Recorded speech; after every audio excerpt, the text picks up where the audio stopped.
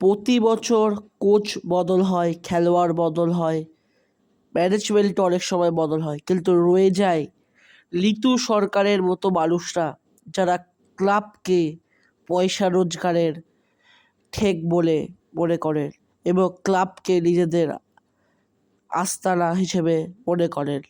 সবথেকে খারাপ লাগার বিষয়, তারা মিডিয়ার সঙ্গেই পড়শি ক্লাবকে অপমান করেই দিন কাটায়, বলে ওদের ক্লাব বিক্রি হয়ে গেছে, ওদের আর কেউ নেই, ওদের ক্লাবই নেই, এরকম বলে। কিন্তু আগের দিন ম্যাচ শেষে কী বলে গেলেন কনফারেন্সে ঋতু সরকার, শুনে নিন।